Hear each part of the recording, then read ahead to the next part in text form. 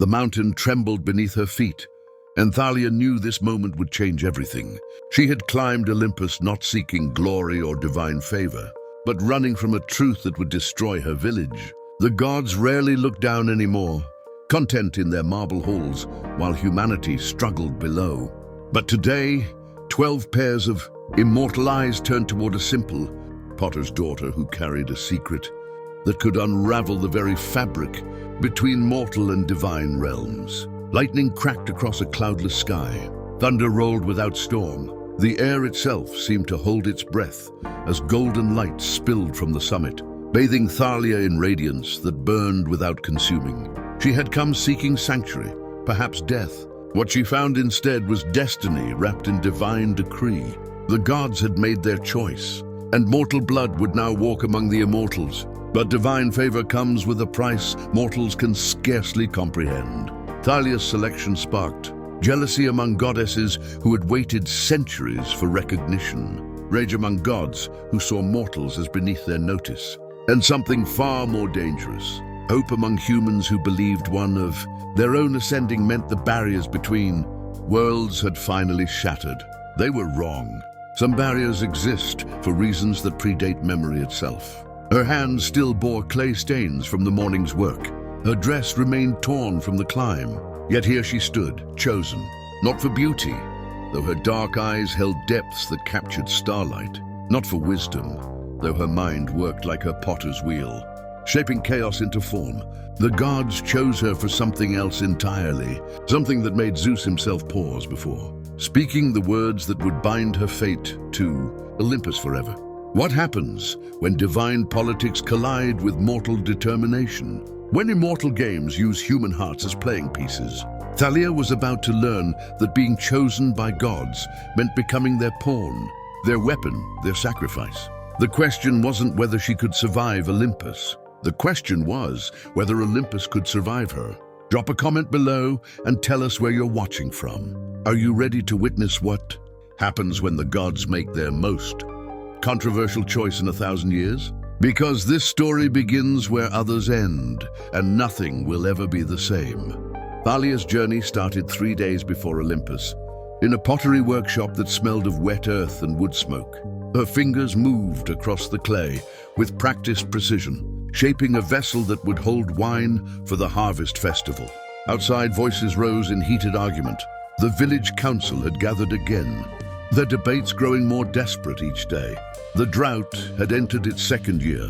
Crops withered, wells ran dry. Priests made offerings that went unanswered. People whispered that the gods had abandoned them, that divine attention had shifted to other lands, other peoples more worthy of blessing. Thalia kept her head down and her hands busy, because she knew something the village didn't. The gods hadn't abandoned them. They were watching, waiting, testing humanity's faith through suffering. She knew because she had seen them. 3 nights ago, standing by the river under a moon that shouldn't have been full, Artemis herself had appeared, not in vision or dream, but solid and real, silver light emanating from skin that had never known sun or age. The goddess said nothing, only studied Thalia with eyes that held both curiosity and calculation. Then she vanished, leaving behind a single white feather that dissolved to nothing before morning. The encounter terrified Thalia more than drought or famine. Gods didn't visit mortals without purpose. They didn't observe without intent. Something had drawn divine attention, and Thalia suspected it was the same thing that made her different from others in the village, the same thing she had hidden her entire life. Her mother had called it the gift. Her grandmother had called it the curse. Thalia called it the weight, because that's what it felt like, pressing against her mind, demanding release. She could sense things others couldn't, the shape of coming events, the truth beneath spoken lies, the threads that connected every action to its consequence. It made her an excellent potter, anticipating how clay would respond to pressure. It made her a dangerous secret in a world where gods jealously guarded their exclusive claim to prophecy. When her father discovered what she could do, he made her promise silence. Prophecy belonged to oracles, to temples, to those sanctioned by divine authority. A peasant girl with visions was either mad or cursed, and neither diagnosis ended well. So Thalia buried her gift deep, spoke to no one about the things she saw, and shaped clay instead of destiny. But gifts like hers didn't stay buried. They grew, strengthened, demanded acknowledgement. The night Artemis appeared, Thalia had been standing by the river because she saw what was coming. Not in metaphor or symbolism, but with crystalline clarity, fire, blood, a choice that would split her world in two. She went to the water seeking answers, seeking courage. She found a goddess instead. Now the weight pressed harder than ever. Her hands trembled as she worked, and the vessel collapsed. Glace spattered across her workspace, and in the pattern it made, she saw it again. The vision that had haunted her for weeks. A mountain peak wreathed in clouds, 12 thrones arranged in a circle, and herself standing at the center while gods debated her fate. The image terrified her because she understood what it meant. The gods weren't finished with humanity. They were searching for something among the mortals, testing and observing until they found the right candidate for some purpose she couldn't quite perceive. The workshop door crashed open. Her brother Alexios stood there, breathing hard, eyes wide with panic. "They're coming for you." Alexios grabbed her arm, pulling her toward the back exit. "The priests. Someone told them about the river, about what you can do. They're calling you a false prophet, saying you've angered the gods by claiming their powers." Thalia's heart hammered against her ribs. This was it, the moment her visions had warned about. The choice that would change everything. She could run, hide in the mountains until the priests lost interest. Or she could face them, try to explain that she never claimed prophecy, that the gift came unbidden and unwanted. Neither option would save her. She saw that clearly now. The priests wanted a scapegoat for the drought, someone to blame, to punish, to offer up as evidence of renewed piety. Her strange abilities made her the perfect target. If she ran, they would hunt her. If she stayed, they would execute her. Either way, her life in the village was finished. "Where will I go?" Her voice came out steadier than she felt. Alexios thrust a pack into her hands. Bread, dried meat, a water skin. "The mountains. There are caves, places to hide. I'll bring supplies when I can. Tell them you fled south toward the coast. Just go, Thalia, please." She shouldered the pack, looking one last time at her workshop. The wheel where she had spent countless hours. The shelves lined with vessels waiting for the kiln. The life she had built through patience and careful anonymity. All of it ending because someone had talked. Because secrets never stayed buried in small villages. Because the gods had chosen to notice her at the worst possible time. Footsteps approached from the main square, angry voices calling her name. Alexios pushed her toward the door, and Thalia ran. Through back alleys, past houses where she had known every family since childhood, out beyond the village boundaries into the scrubland that stretched toward distant peaks. She didn't look back. Looking back meant hesitation, and hesitation meant capture. The mountains rose before her, ancient and indifferent. Somewhere up there were caves, shelter, temporary safety.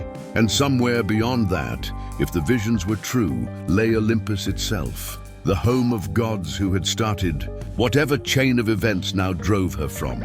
Everything she knew. Part of her wanted to rage at them, to scream her defiance at divine meddling in mortal affairs. But another part, the part connected to that strange gift, whispered that this was always meant to happen, that running from the priests wasn't escape, but destiny's first step, that the gods had already chosen her, and everything since Artemis's appearance had been inevitable. Night fell as she climbed. Behind her, torchlights gathered at the village edge, the search party organizing. Ahead, darkness and uncertainty. Thalia chose uncertainty and kept climbing, her potter's hands finding holes in the rock, her gift showing her which paths led, upward and which ended in cliffs too steep to scale. The mountain seemed to welcome her, or perhaps it simply recognized what she was. Someone caught between mortal and divine, running toward the very thing she should flee. By dawn, the village had disappeared behind lower peaks.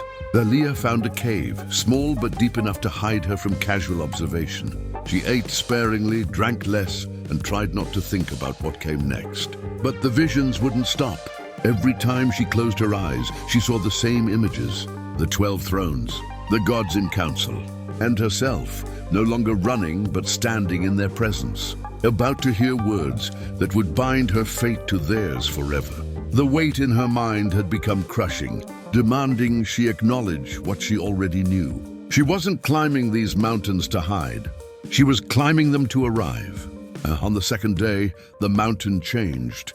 The rock became smoother, almost worked, as if ancient hands had shaped it into something more than natural formation.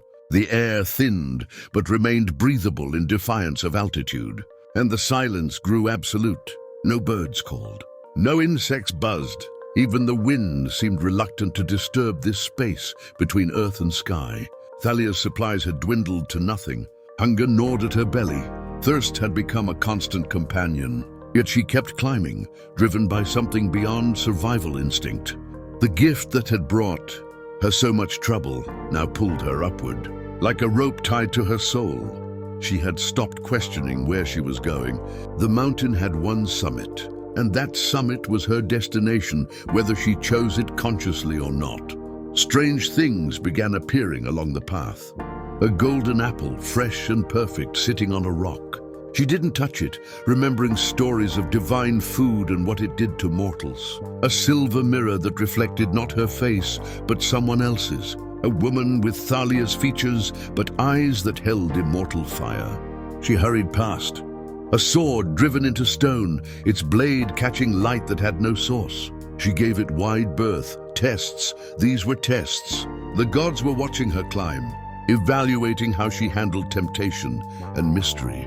Thalia wanted to shout that she hadn't asked for this, that she just wanted to live quietly as a potter. The divine attention was the last thing she desired. But shouting at gods rarely ended well, so she climbed in silence, ignoring the impossible objects, focusing on the next handhold and the next step.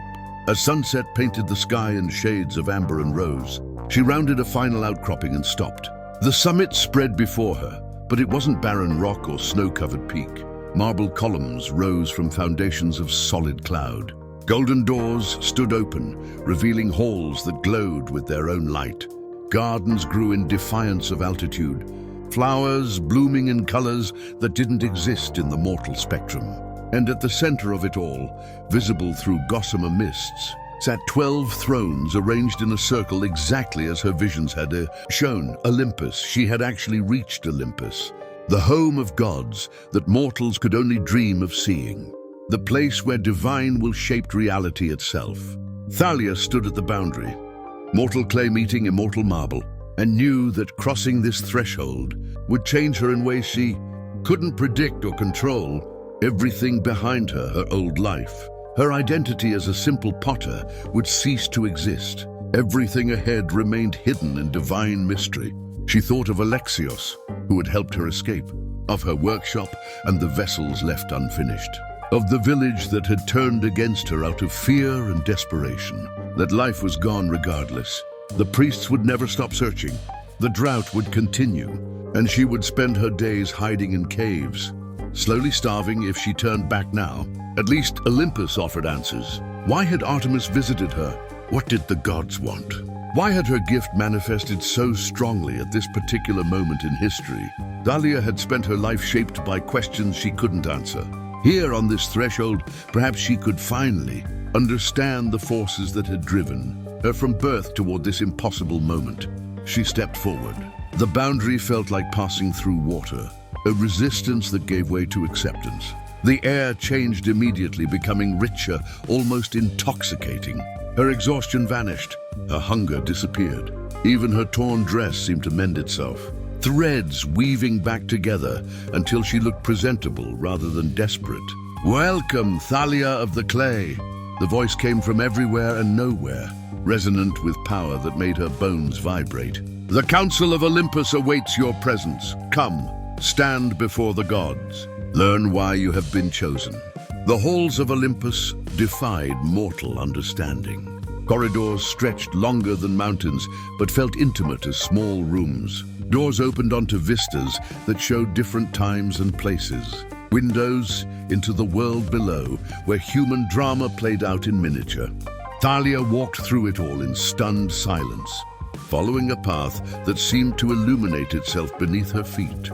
She passed other beings, nymphs who paused to stare with eyes like forest pools, minor gods who nodded acknowledgement as if her presence here made perfect sense. A centaur carrying scrolls stopped to study her, then smiled before continuing on. They all knew, whatever was happening, whatever reason brought her here, the inhabitants of Olympus had been expecting her arrival. The path led to a massive chamber.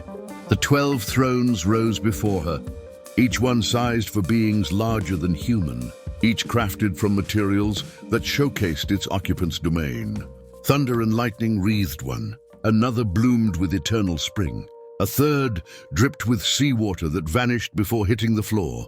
And on those thrones sat the Olympians themselves, the gods who ruled reality, who shaped mortal fate with whim and will. Zeus sat highest, his presence filling the chamber with barely contained power. Hera beside him, beautiful and terrible, her eyes tracking Thalia with the intensity of a hawk watching prey. Poseidon leaned forward, interested. Athena sat perfectly still, evaluating. Ares looked bored. Artemis, who had visited her by the river, watched with an expression Thalia couldn't quite read. Apollo, Hermes, Hephaestus, Demeter, Hestia, burning gentle and eternal. And Dionysus, who alone among them smiled at her with something approaching warmth. Thalia stood in the center of their circle, a mortal woman in a dress that still smelled faintly of clay, surrounded by immortal power that could erase her with a thought. Her gift, usually so insistent, had gone completely silent. Either the gods blocked it, or even prophecy knew better than to function. In this space where future and fate were debated and decided. You have questions. Zeus's voice rolled like thunder given speech. That is natural. Mortals always have questions when they stand before us. But we have questions for you as well, Potter's daughter. And your answers will determine whether you leave this chamber as you entered, or whether you leave it transformed beyond recognition. Thalia found her voice, surprised by its steadiness. I never asked to come here, never sought divine attention. I just wanted to live my life, practice my craft, harm no one. No one asked to be chosen. Athena's words carried the weight of absolute truth. The worthy rarely seek greatness. They are found by it, elevated despite their protests, because what they offer is too valuable to leave buried in obscurity. What could I possibly offer you? Thalia spread her hands. I have nothing. No wealth, no power, no accomplishments worthy of divine notice. Hermes laughed, the sound bright as silver bells. She doesn't know. After all this, after the visions and the gift and the climb, she genuinely doesn't know why she's here. Prophecy, Hera's voice cut through the chamber's murmur. You possess prophecy without training, without bloodline, without any of the traditional markers that grant such ability. You see truly, and you do it naturally as breathing. That gift makes you either very valuable or very dangerous. The weight returned to Thalia's mind, but different now, focused. The gods themselves were showing her, letting her perceive the truth they had already decided. She saw it in crystalline clarity. Apollo's oracle at Delphi had fallen silent. The Pythia who channeled divine prophecy had died without successor. For the first time in 1,000 years, the gods had no clear voice to speak their will to humanity. They needed a new oracle. They had searched all Greece for someone with the gift, and they had found her, a potter's daughter who saw truth without even trying. You want me to be your oracle, she said it flat, letting them hear the resistance in her voice. We want you to be more than that. Zeus stood, and the chamber trembled. The old ways are ending. The age when God spoke through temples and priests is passing. We need someone who can walk between worlds, divine enough to channel our will, mortal enough to understand human hearts. You will be our bridge, Thalia, our voice, our chosen representative in the mortal realm. And if I refuse? The silence that followed her question carried its own answer. Gods didn't offer choices to mortals. They issued divine decrees and expected obedience. Refusal meant erasure, or transformation into something that couldn't refuse, or simply being returned to the mortal world with memories stripped away. None of those options appealed to Thalia. but neither did surrendering her will to become a divine puppet. Athena rose from her throne, descending to stand before Thalia at eye level. The goddess studied her with eyes that had witnessed the rise and fall of civilizations. You fear losing yourself. That is wisdom. Divine service does change mortals, sometimes beyond recognition. But consider what you gain: power to shape events, voice to challenge injustice, the ability to stand between gods and humanity, mediating conflicts that would otherwise destroy innocence. Your village suffers drought because Demeter and Zeus argued about some trivial slight. With you as our oracle, such pettiness could be addressed before it becomes catastrophe. You're asking me to be responsible for preventing divine temper tantrums. Thalia couldn't keep the incredulity from her voice. Ares barked a laugh. I like her. She has spine. Most mortals grovel when they stand before us. Most mortals have sense. Hera's words dripped ice. This one seems to think her preferences matter in divine affairs. Dionysus spoke for the first time, his voice surprisingly sober. If we force her, the gift breaks. Prophecy requires clarity, and there's nothing clear about a mind bent against its will. She has to choose this, or it fails before it begins. Zeus returned to his throne, fingers drumming against armrests that sparked with contained lightning. You're right to be skeptical, Thalia. The gods are flawed. We're petty and jealous, and prone to conflicts that hurt those beneath us. We know this. We've known it for eons. But we also maintain the order that keeps reality from sliding into chaos. We hold back the titans. We preserve the boundaries between worlds. We do this work that mortals can't even perceive. And we do it despite our flaws because someone must. You want me to believe this is about noble service? Thalia met the king of gods' gaze directly. But I've seen what divine service costs. Oracles who go mad from visions. Priests burned by too much divine presence. Heroes used and discarded when their usefulness ends. You're immortal. You don't understand what it means to risk a human life. Because you have eternity to try again if something goes wrong. Artemis finally spoke, which is exactly why we need you. We don't understand human fragility anymore. We've been separate too long, viewed mortals as distant and small for too many centuries.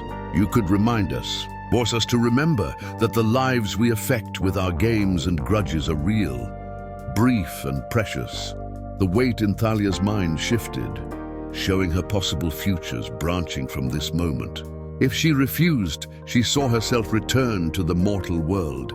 Memories intact, but gifts suppressed. She would live out her days in hiding, always running, always afraid. If she accepted, she saw herself transformed. Not fully immortal, but not fully mortal either. Existing in the space between, burning bright and brief as a falling star before the strain consumed her. Neither future offered happiness, neither promised peace. But one offered purpose, the chance to use her gift for something beyond survival. The opportunity to stand between divine power and human vulnerability. She thought of her village suffering from drought born of godly argument. Of all the other villages, all the other innocents caught in conflicts they didn't create and couldn't resolve. As oracle, she could speak for them, challenge the gods when they overstepped, maybe even prevent some of the suffering that came from immortal boredom, seeking entertainment in mortal pain. If I agree, she said slowly, I want promises. Real ones, binding ones. I want my family protected, my village given relief from the drought. And I want the right to speak truth to you, even when it's uncomfortable. To challenge your decisions when they harm innocence, without being punished for honesty. The gods exchanged glances. What she asked for was substantial. Gods didn't like being bound by promises to mortals, but they also desperately needed what she could provide. The silence stretched as they communicated in ways beyond speech, debating and negotiating faster than human thought could follow. Zeus finally nodded. Your terms are acceptable. Your family will be protected, given prosperity they couldn't achieve on their own. Your village will receive rain before the week ends, and you will have the right to speak truth in our presence, without fear of retribution, though we make no promise to always accept your counsel. Then I accept. The words left her. mouth before doubt could reclaim them. I'll be your oracle, your bridge between worlds. But I do it for the mortals you've forgotten, not for your glory. So witnessed. Athena's voice rang with finality.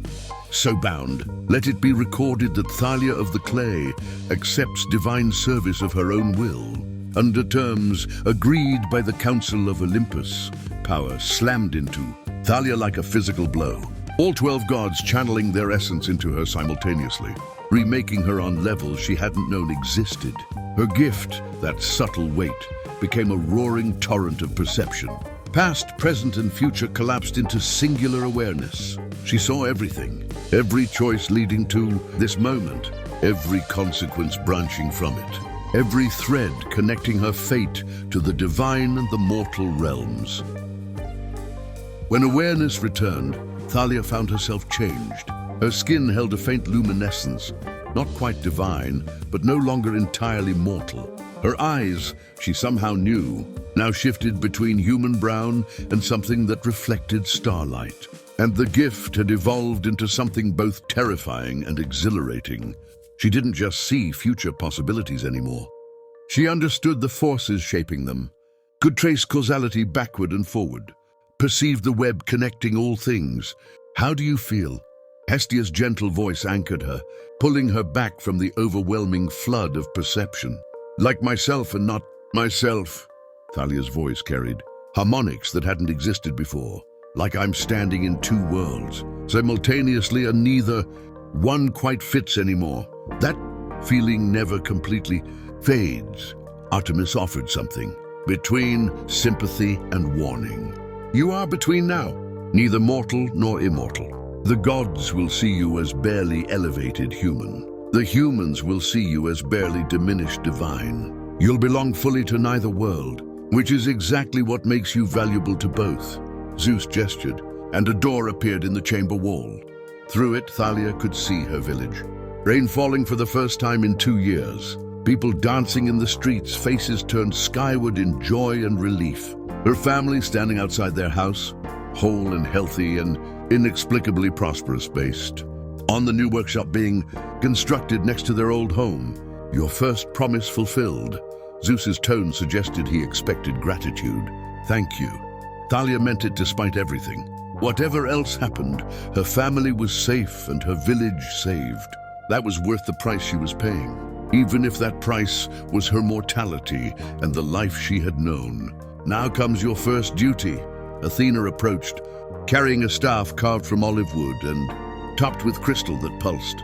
With inner light, Apollo's temple at Delphi awaits its new Pythia. You will take up residence there, accessible to those who seek prophecy. But you will also travel as needed.